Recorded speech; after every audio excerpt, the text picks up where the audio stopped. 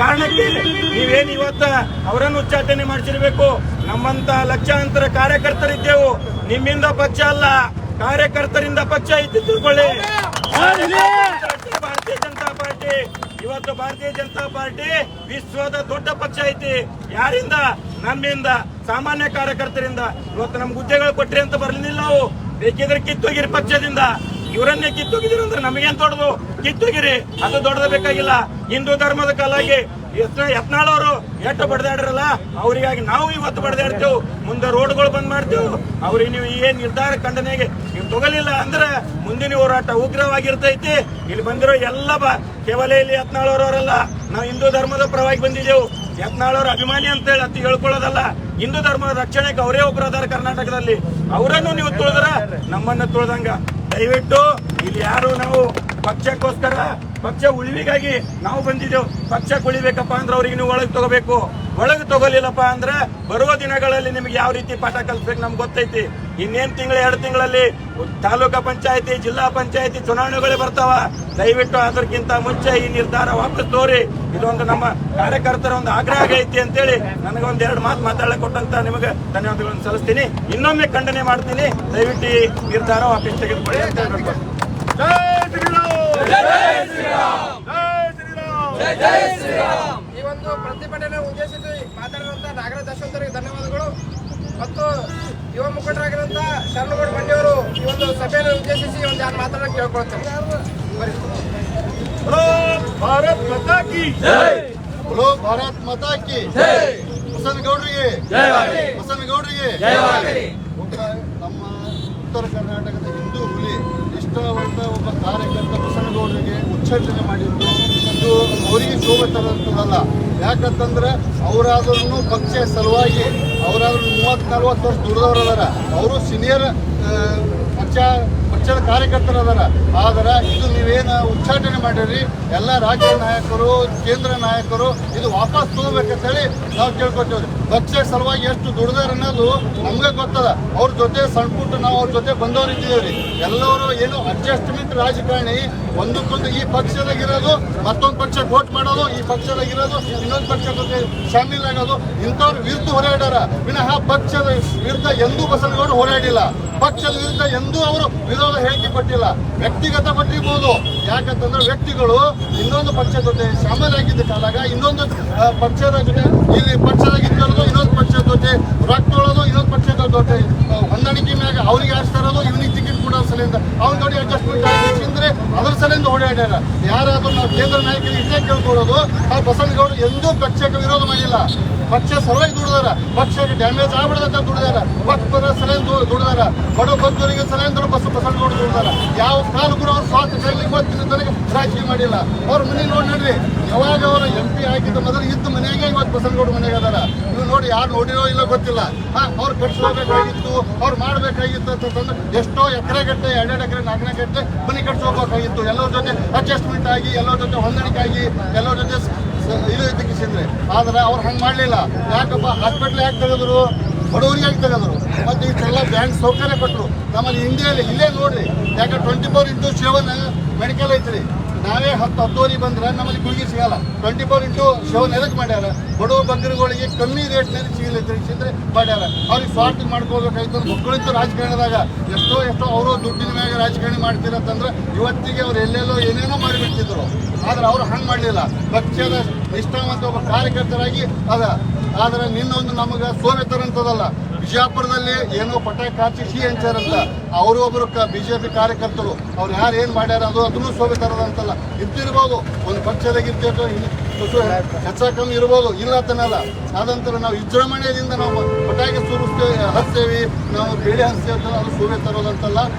ನಾವು ತಾಲೂಕು ನಾಯಕರಿಗೆ ಕೇಳ್ಕೊತೀವಿ, ಜಿಲ್ಲಾ ನಾಯಕರಿಗೆ ಕೇಳ್ಕೊತೀವಿ, ರಾಜ್ಯ ನಾಯಕರಿಗೆ ಕೇಳ್ಕೊತೀವಿ, ಕೇಂದ್ರ ನಾಯಕರಿಗೆ ಕೇಳ್ಕೊತೀವಿ.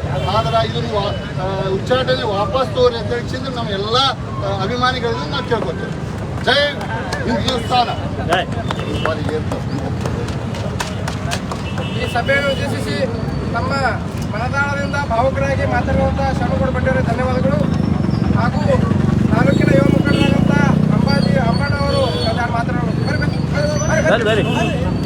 ಬರ್ರಿ ಅಭಿಮಾನ ಬರ್ರಿ ನೀವು ಬರ್ರಿ ಮೇಡಮ್ ಬರ್ರಿ ಬರೋಣ ಬರ್ರಿ ಬರ್ರಿ ಬರ್ರಿ ಎರಡು ಮಾತಾಡಿ ಒಂದ್ಸತಿ ಹೇಳ್ಬಿಡ್ರಿ ಇದಿಲ್ಲ ಬೋಲೋ ಭಾರತ್ ಮಾತಾ ಕಿ ನಿನ್ನೆ ದಿವಸ ಬಸವಣ್ಣ ಪಾಟೀಲ ಯತ್ನಾಳ್ ಅವರಿಗೆ ಏನು ಬಿಜೆಪಿ ರಾಷ್ಟ್ರೀಯ ನಾಯಕರು ಉಚ್ಚಾಟನೆ ನೋಟಿಸ್ ಅನ್ನು ಕೊಟ್ಟಿದ್ದಾರೆ. ಇದು ಅಖಂಡ ಕರ್ನಾಟಕದ ಹಿಂದೂಗಳಿಗೆ ಆಗಿದ ಅನ್ಯಾಯ ಅಂತ ನಾನು ಭಾವಿಸ್ತೀನಿ. ನಮ್ಮ ಕರ್ನಾಟಕದಲ್ಲಿ ಯೋಗಿ ಆದಿತ್ಯನಾಥ್ ಅಂದ್ರೆ ಬಸವನಗೌಡ ನಾವು ಉಳಿಸ್ಕೊಳ್ಳಿಲ್ಲ ಅಂದ್ರೆ ಮುಂದಿನ ದಿನಮಾನಗಳಲ್ಲಿ ಹಿಂದೂಗಳಿಗೆ ಉಳಿಗಾಲ ಇಲ್ಲ ನಮ್ಮ ಕರ್ನಾಟಕದಲ್ಲಿ. ಅದಕ್ಕೆ ದಯವಿಟ್ಟು ಎಲ್ಲ ಹಿಂದೂ ಬಾಂಧವರು ಇದು ಬಸವನಗೌಡರು ವ್ಯಕ್ತಿತ್ವ ಅಲ್ಲ, ಇದು ಹಿಂದೂಗಳ ಉದ್ಧಾರ. ಅದರ ಸಲುವಾಗಿ ಬಸವನಗೌಡರ ಸಲುವಾಗಿ ನಾವು ನಿಂದಿರ್ತೇವೆ ಅಂದ್ರೆ ಹಿಂದೂಗಳ ಸಲುವಾಗಿ ನಿಂತಂಗ. ದಯವಿಟ್ಟು ಇದು ಯಾರು ಬಸವನಗೌಡರ ಅಭಿಮಾನಿ ಅದನ್ನು ತಿಳ್ಕೊಬೇಡ್ರಿ. ಹಿಂದೂಗಳ ಅಭಿಮಾನಿಗಳು ನಾವೆಲ್ಲ, ಹಿಂದೂಗಳಿಗೆ ಸಲುವಾಗಿ ನಾವು ಇವತ್ತು ಬಂದಿದ್ದು. ಬಸವನಗೌಡರು ನಾವು ಉಳಿದ್ರೆ ನಾವು ಉಳಿತೇವೆ. ಅದರ ಸಲುವಾಗಿ ಬಸವನಗೌಡರ ಸಲುವಾಗಿ ನಾವು ಯಾವ ತ್ಯಾಗಕ್ಕೂ ಸಿದ್ಧ.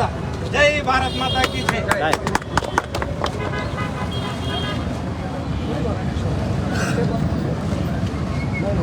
ಅಮ್ಮಣ್ಣವರಿಗೆ ಧನ್ಯವಾದಗಳು. ಈ ಒಂದು ಸಭೆಯನ್ನು ಉದ್ದೇಶಿಸಿ ಮಂಜುನಾಥ್ ತಮ್ಮಶೆಟ್ಟಿ ಅವರು ನಾನು ಮಾತನಾಡಿ ಕೇಳ್ಕೊಳ್ತೇನೆ. ಬರ್ರಿ ಬರ್ರಿ ಬರ್ರಿ ಬರ್ರಿ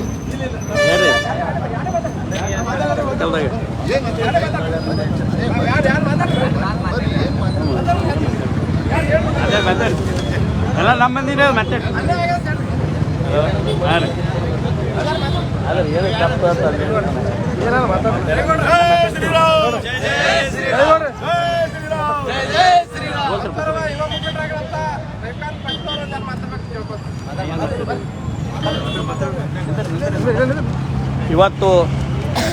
ಇವತ್ತು ನಮ್ಮ ಬಸವನಗೌಡರಿಗೆ ಅನ್ಯಾಯ ಆಗಿಲ್ಲ. ಇವತ್ತೇನಾದರೂ ಅನ್ಯಾಯ ಆಗಿದ್ದು ಹಿಂದೂಗಳ ಪರವಾಗಿ ಅನ್ಯಾಯ ಆಗಿದೆ.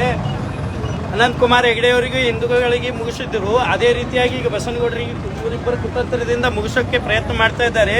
ನಾವೆಲ್ಲ ಹಿಂದೂಗಳು ಎಚ್ಚರಿಕೆಯಿಂದ ಇನ್ನಷ್ಟು ಉಗ್ರ ಪ್ರಮಾಣದಲ್ಲಿ ಹೋರಾಟವನ್ನು ಮಾಡಿ ಹಿಂದೂ ಪರವಾಗಿ ನಾವು ಹಿಂದೂ ರಕ್ಷಣೆಗೆ ಇರುವಂಥ ರಾಜಕೀಯ ಮುಖಂಡರನ್ನು ಬೆಂಬಲಿಸಬೇಕು. ಇವತ್ತು ಈ ಬಿಜೆಪಿ ಸರ್ಕಾರ ಮಾಡೋದನ್ನು ನಾವು ಅತ್ಯಂತ ದುಃಖದಿಂದ ಖಂಡಿಸ್ತೇವೆ. ಅದೇ ರೀತಿ ಮುಂದೆ ಬರುವುದರಲ್ಲಿ ಈ ನಿರ್ಧಾರವನ್ನು ವಾಪಸ್ ತಗೊಳ್ಳದಿದ್ದರೆ ಇನ್ನೂ ಉಗ್ರವಾಗಿ ಹೋರಾಟವನ್ನು ಮಾಡೋದಾಗಿ ಈ ಮುಖಾಂತರ ನಾವು ತಮ್ಮೆಲ್ಲರ ಮುಖಾಂತರ ಕೇಂದ್ರ ಸರ್ಕಾರಕ್ಕೆ ಮನವಿ ಮಾಡಿಕೊಳ್ತಾ ಇದ್ದೀವಿ.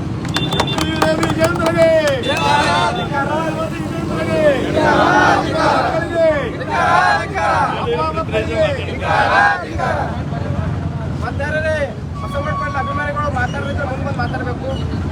ಯಾಕಂದ್ರೆ ಇಲ್ಲಿ ನಾವು ಕರೀದೇ ಕಮ್ಮಂದಿಗೆ ಅವ್ರ ಅಭಿಮಾನಿ ಹೆಚ್ಚೋದಕ್ಕೆ ಬಂದಾರ. ಇವ್ರು ಪಾಪ ಪೆಟ್ರೋಲ್ ಕೆಲಸ ಬಿಟ್ಟು ಬಂದಾರ. ಅದು ಅಭಿಮಾನದವರಿಗೆ ಹಿಂದುತ್ವದ ಮ್ಯಾಗ ಬಸವಣ್ಣ ಅಭಿಮಾನಿ ಬಂದಾರ. ಬಹಳಷ್ಟು ಜನ ಮುಖ ಪರಿಚಯ ಇಲ್ಲ. ಎದಕ್ಕೆ ಸೇರಿದ್ರಪ್ಪ ಅಂದ್ರೆ ಹಿಂದೂ ನೇತಾರಾಗಿ ಉತ್ತರ ಕರ್ನಾಟಕ ಪರ ಧ್ವನಿ ಎತ್ತವಂತ ನೇತಾರಾಗಿ ಅನ್ಯಾಯ ಆಗ್ಯದ ಅಂತೇಳಿ ನಾವೆಲ್ಲ ಸೇರಿದೀವಿ. ಈಗ ನಾವೆಲ್ಲರೂ ಇಬ್ಬರು ಮಹಾನೀಯರಿಗೆ ನಮ್ಮ ಬೆಟ್ಟದ ಪೂಜೆ ಮಾಡೋಣ.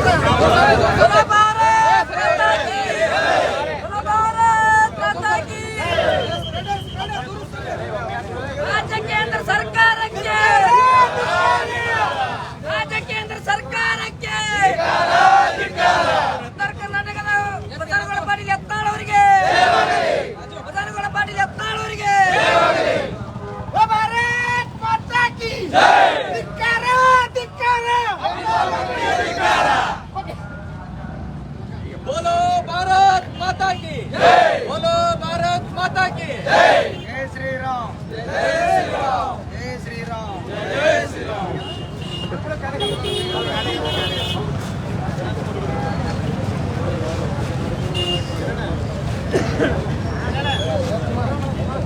ಬಸವನಗೌಡ ಪಾಟೀಲ್ ಯತ್ನಾಳ್ ಅವರಿಗೆ, ಉತ್ತರ ಕರ್ನಾಟಕದ ಹಿಂದೂ ಹುಲಿ ಬಸವನಗೌಡ ಪಾಟೀಲ್ ಯತ್ನಾಳ್ ಅವರಿಗೆ ಜೈ ಶ್ರೀರಾಮ್ ಜೈ ಶ್ರೀರಾಮ್.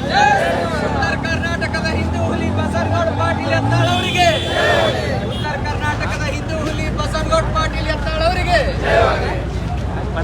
ಈ ಒಂದು ಪ್ರತಿಭಟನಾ ಸಭೆಯಲ್ಲಿ ಸೇರುವಂತ ಎಲ್ಲರಿಗೂ ಧನ್ಯವಾದ ಹೇಳುತ್ತಾ ಈ ಪ್ರತಿಭಟನೆ ಇಲ್ಲಿಗೆ ಮುಗಿಯೋದಿಲ್ಲ. ಇವತ್ತೇನು ಒಂದು ಸುದ್ದಿ ತಡವಾಗಿ ತಲುಪಿರ್ಬೇಕು ಜನರಿಗೆ. ಏನೋ ಬಹಳ ಜನ ಸೇರ್ತಿದ್ರು. ಮುಂದೆ ಮುಂಬರುವ ದಿನಗಳಲ್ಲಿ ಈ ರೀತಿ ಅನ್ಯಾಯ ಯಾವುದೇ ಹಿಂದೂ ಮುಖಂಡರಿಗಾದರೆ ನಾವೆಲ್ಲರೂ ಸೇರಿ ಪ್ರತಿಭಟನೆಯನ್ನ ಊರು ಬಂದ್ ಮಾಡುವಂತ ಕರೆಯನ್ನು ಕೊಡ್ಬೋದು ಅಂತ ಶಕ್ತಿ ನಮ್ಮಲ್ಲಿ ಅದ. ಮುಗಿಯಲ್ಲ, ಮುಂದೆ ಅವ್ರಿಗೆ ಅನ್ಯಾಯ ಆದ್ರೆ ನಾವೆಲ್ಲ ಪ್ರತಿಭಟಿಸ್ತೀವಿ, ಪಾಲನೆ ಮಾಡ್ತೀವಿ ಹೇಳ್ತಾ ತಮ್ಮೆಲ್ಲ ಸೇರಿದಕ್ಕೆ ಧನ್ಯವಾದಗಳು. ಮತ್ತೆ ಬಸವರಾಜ ಪಾಟೀಲ್ ಯತ್ನಾಳ್ ಅವರಿಗೆ